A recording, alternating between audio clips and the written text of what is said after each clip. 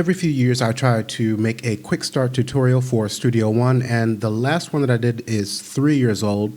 So we're going to go ahead and do a quick start for Studio One 6.6. This is going to be for any people who are new to Studio One and you just want a really quick jump start to figure out where everything is and learn some of the basic features. If you prefer something that's a bit more in depth, then you can check out it's about an hour-and-a-half video that I did. The link will be in the top right corner here. So if you want something more in depth, you can check that out. But for those of you who are short on time and you would like a quick start, stick around. And if you are having issues getting started with Studio One and you'd like one-on-one training, I do offer that via Zoom. So you can check out my website for more information on that. I'll leave a link in the description and pinned comment below. So enough of all of that. Let's just go ahead and get started. Now, we're working with a DAW, so the very foundation, we need an audio interface. We need sound. That's what we're working with. So within Studio One, down at the bottom, or we can click on this icon here representing our audio interface, but I'll just click on here to configure our audio interface. Now I'm using Windows Audio. I need to do this in order to capture the audio from Studio One into my screen capture software. It does not capture Audio audio, but you'll choose your audio interface here. You can click on the drop-down arrow there and then select your audio interface. Then once you've made your selection, you can click on the control panel, and this is going to look different for everyone. It's going to be proprietary based on the particular model of your audio interface, and you can adjust settings here. We'll close that out. Now, if you're using a audio interface by Presonus, it should default to that audio interface when you launch Studio One. Otherwise, it's going to go to whatever you select here upon your next launch of the application.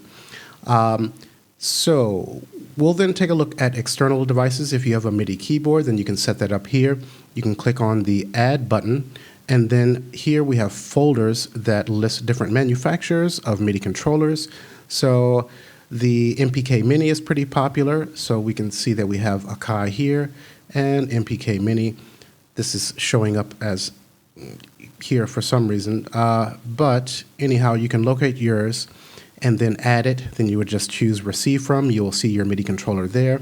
If your controller is capable of receiving data for lighting pads and things like that, then you'll want to select Send To as well. But let's go ahead and click on Cancel, and we'll cancel out of here as well. Now here you're going to see any recent songs that you've been working on. They will show up here. You can click on the left to pin them to stick around. Here, this is going to show all of the songs within your Studio One song folder. The default location for this is going to be in your Documents folder on Windows. Within that Documents folder, you'll have a Studio One folder, then a Songs folder. Everything that's contained in that Songs folder is going to show up here. Within that same Studio One folder in your Documents, there's going to be a Project folder, and if you have anything there, it's going to show up there. You'll have a Show folder. Anything that's in that folder is going to show up here. But we'll come back to the recent files, and we'll just go ahead and create a new song and take a look at the song page. I'll click on New. We then have a dialog where we have templates on the left-hand side. We won't go into all of these. They have a brief description. You can take a look at that. We're just going to create an empty blank canvas song. So we'll leave it on the default of Record and Mix. If you create templates, then they're going to show up here in your User, under the User tab, but we'll come back to Templates. Here we can name the song. If you don't change the name, it's just going to put the current date and the name of the artist that you have put in. Where is it at? That you put in here. Okay. So then here, this is going to show the location where your song is going to be saved at. It's going to create a folder for that song, which contains the song file as well as any audio recordings and media that you import into your song. You can always click on the ellipsis to change that location wherever you would like. We then have some other settings. If we click on this little arrow here, then we can access more settings. The sample rate, I typically use 48 and 24-bit. I would recommend doing a bit of research on this on your own, but you should be good to go using 24-bit and 48 kilohertz. And we won't worry about changing any of these other settings as well. Although I would like to take a quick look at this because this stretch audio files to tempo means that if you import audio files into Studio One, if they have metadata encoded into the file, then they will be stretched to the current tempo of your song or whenever you change the tempo. If you would like for that behavior to be turned off, then just deselect the checkbox. So we will go ahead and collapse this settings. Also, if you are going to be doing some mixing or you have audio files that you want to use in your new song, you can drag and drop those to this little box here. Okay, and then here you can kind of customize what controls are going to be showing within Studio One, the song page. If you have complete, this is the default. You're going to see every control and tool that's available. You also have a basic, minimal, and audio editing. And you can define your own settings as well, and they will show up at the bottom. But we'll leave this on the default of complete.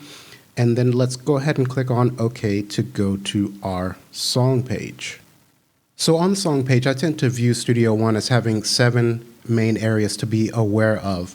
And first, we have various tools, which are going to be up at the very top here. We then have the track column on the left, where we're going to have our various controls and settings for any audio or MIDI tracks that we may add to our song. We then have our browser over on the right-hand side. We can show and hide that by clicking on Browse in the bottom right-hand corner. We then have a mix console, which we can access by clicking on the mix button here, and we can see our mix console there. We then have our edit window, and this is going to be a larger view when we're editing our audio and MIDI. And we'll take a closer look at that in just a minute. And then at the bottom, we have our transport controls for stop, play, record, where our playhead location is at. We can see information on CPU and hard drive use, etc., our song tempo, the timing, 4/4, 3/4, etc., our click track. We can activate by clicking there. Okay, and then finally we have our arrange view, and this is going to contain our audio events and MIDI parts. So when we record a vocal or a guitar, that audio event of that recording is going to show up in our arrange view. If we record MIDI, it's going to show up here as well. And of course, we're going to take a look at that in just a second. Now, just a quick thing, I want to mention that we can always go back to the start page. We don't need to close our song out. If for some reason we need to go back to the start page, we can click on this little house icon, and we're taken back there. If we'd like to go back to our song, we can click on this paper icon. Now, if you have multiple songs open, there's going to be stacked papers here, and when you click on it, you can choose between the various songs that you have open. Now, if you'd like to get started recording audio straight away, then we can click on the plus icon, and then this brings up the Add Tracks dialog window. But my preferred method is just pressing T as in Tom on the QWERTY keyboard. Now audio is selected by default, but we can also create an instrument track, automation, or folder track. But we'll go ahead and create this audio track, and we'll just label this as tutorial. And we will then change this format to mono, because if we're just recording a vocal or a guitar, typically that's going to be with one microphone. Not always, but we'll go ahead and change that to mono. We won't worry about these down here. This, you can choose your input based from your audio interface here. We'll click on OK, and I'm going to press Shift and E as in Eddie to make this audio track a little bit larger for our tutorial. And now all we need to do is be sure that our track is armed for recording. So I'm going to go ahead and click here, and I'm going to turn the monitoring off because there's a bit of a delay and that's going to distract me. So when you have this engaged, it's going to send the audio out of Studio One to your headphones or speakers. And if you apply things like reverb or delay, you're going to be able to monitor those in your headphones or speakers. So again, if I activate this, we're going to hear that latency. And that's basically because I'm using Windows Audio. If you're using a good audio interface, you're not going to have that delay. But we're going to leave that off for now. Now that this is armed for recording, all I need to do is press the record button down here in the transport, and we can see that we have a delay showing the waveform of whatever we're recording. In this instance, it's going to be our narration. I'll go ahead and click on stop.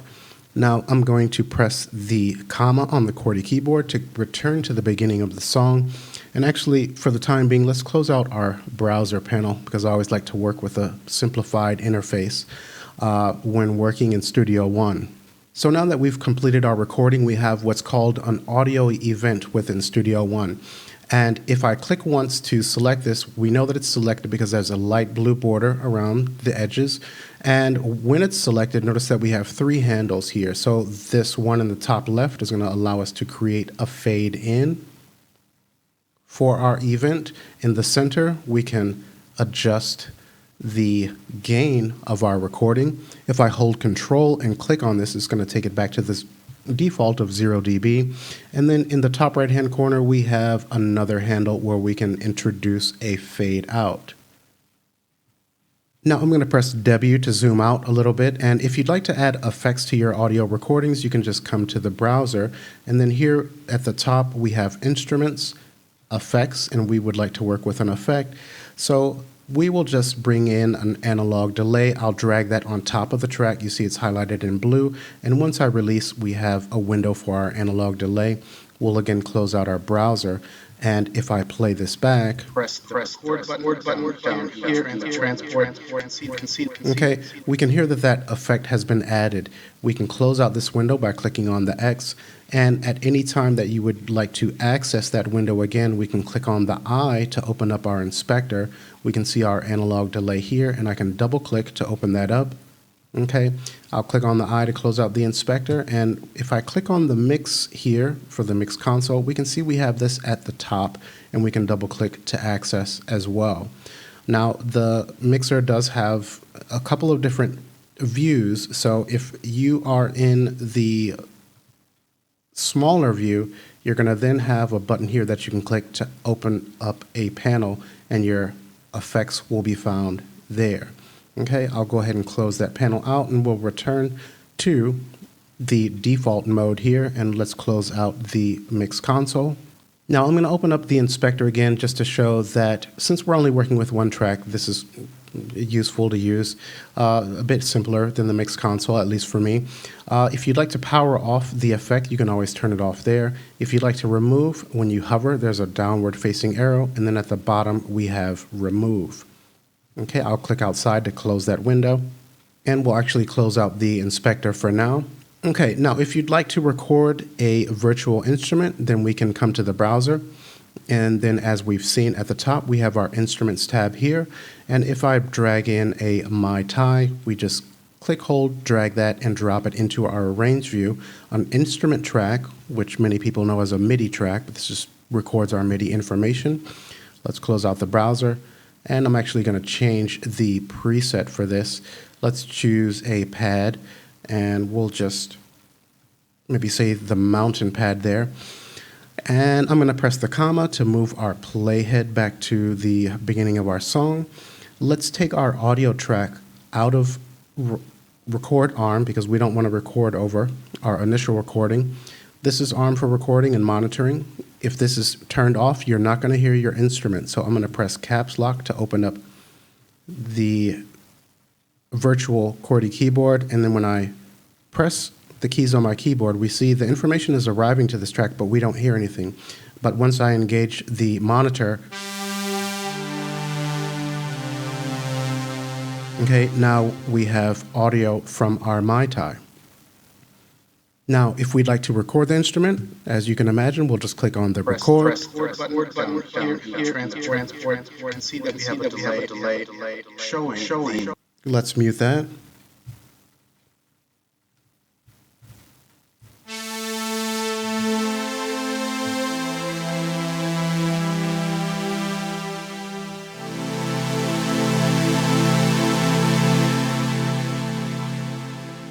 Okay, I'm going to press the space bar to stop the recording and caps lock to get rid of that virtual QWERTY keyboard.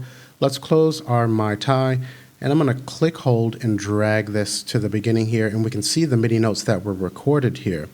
Now, if we'd like to access the individual notes, I can double click on this, and this opens up the editor. We can click once to select our notes. If I use the up and down arrows, we can change by semitone. If I hold shift and use the up and down arrow, we adjust by octave. I can use the left and right arrows to select the notes. I can also click, hold, and drag to select a group of notes, or you can press Control A or Command A on the Mac. We can also hover on the edge and shorten or lengthen our notes. And then at the very bottom, we have access to our velocity for each note.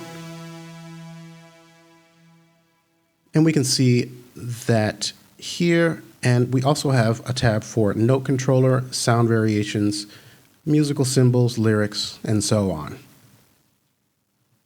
Now, if you'd prefer that the notes are not auditioned when you're clicking on them, then you can just click on this checkbox here. And now when I select, we're not hearing these played back. But I'll go ahead and reselect that. Now within our edit window, we can also resize this to make it a bit larger. We can actually click on this upward facing arrow to detach it and make it this big boy size, or you can drag it to a second monitor. If we'd like to return it, we click on the downward facing arrow here. And also note that we can click, hold, and drag up or down within the ruler of the edit panel to zoom in horizontally. We have a data zoom here in the bottom right-hand corner to zoom in vertically. And you notice that as we increase this, we can now see the actual pitch that each note is on, D4, G3, E3, and so on. Now, if I click on the mix button here, we go back to our mix console. Let's hover on the top and make that a little bit larger. And we can also detach this as well. Here, it's the up arrows on the left-hand side. If I click that, that is detached. We can make this large, or as with the edit window, we can put this on a second monitor as well. I'll click on the downward facing arrow to reattach that. And we can see that we have two channels here, one representing our audio recording, and notice that when I select this, its corresponding track is selected in the above view here. I can select the My Tai, and that is then selected. So once you've recorded all of your instruments, the mix console is where you're going to do all of your mixing. You can work in more detail with your effects and processing and all of that. And as we've seen, we can switch to a smaller view. We have a narrow view. We can show inputs coming in from our audio interface. We can show outputs. If you have multiple outputs, those will show up over here. And then we can show external devices, our MIDI controllers, by clicking on that button there. Here, we can show and hide our instrument rack. So all of the VST instruments that we've added to our song are going to show up here, and you can manage them in one location. Now here we have our show scenes, which is a bit beyond the scope of this tutorial. We have groups, and here we can show and hide our channel list. So this is useful if you have a song with tons of tracks and there are many channels in the mix console. Then the channel list is going to help you navigate and manage all of those different channels when you have a song with tons of instruments and tracks. And the final thing that we'll take a look at is exporting your song. Now, let me press 1 to bring back the arrow tool. You'll notice that there's a small triangle here in the top right corner. If I click on that, or if I hover, the arrow changes to double left-right facing arrows. If I click, hold, and drag, then I can set what's called a loop region. This is important to cover the range of your song, maybe a second or two before your song begins and a second or two after. That's up to you, your personal taste. But we need to set this range to cover the entirety of our song. We can also press Alt, hover in the ruler, and if I hold Alt, you notice that a vertical white line appears when I hold Alt. If I click once with the left mouse, that will set our right locator. Now, if I hold Control while hovering in the ruler, you'll notice the same vertical white line. This is going to set our left locator. So you can also use this method as well. But I'll click on that there, and let's drag these to surround our song, if you want to call it that. And I'm going to press Control E. Actually, yeah, Control E, but you can go, we're not seeing the menu up at the top here because we're in full screen mode, but you'll have Song up at the top, and you can click on Song and choose Export Song, or you can press Control E. This is going to be the location that song is going to be saved to. I typically like to click on the ellipsis and set it to my desktop just for easy access. You'll want to name your song, give it a name. And then at the bottom here, you can choose WAV, AIF, etc., MP3. You can actually export multiple file types at one time. So if I'd like to also export an MP3, I'll just put a checkbox there. And then while this is highlighted, we can see the sample rate. We can choose that. We can see our bit rate. And if I want to adjust the settings for our wave, then I can click once on that. And here we can change the resolution and the sample rate as well. Now, this is the default setting for the export range between loop, and that's why it's important to set this range to the entirety of your song. But you can choose to export between start and end marker, between each marker if you add markers, between selected markers, and so on. Okay, and we won't worry about this. This is a bit beyond the scope of this quick start video, but then you can just click on OK, and then that's going to export your song to the location that you chose, and you'll be able to access that audio file and play it back on various audio systems. Okay, so we're going to wrap up here. I don't want to go on too long because this is a quick start video. I hope it's been helpful, and as I mentioned at the beginning of the video, if you'd prefer a more in-depth course, check out the in-depth one that I created. It's about an hour and a half, and also if you're struggling with getting started or you're having technical issues with Studio One, feel free to contact me through my website or the email address in my description for one-on-one training via Zoom. You can allow me control of your Studio One application, and I can show you directly. The meeting can also be recorded so that you have a video reference for future reference. And I think that's about it, guys. So more tutorials are on the way. Lots more are coming soon. Hope you guys are well. Thanks for watching. Take care. I'll see you in the next tutorial.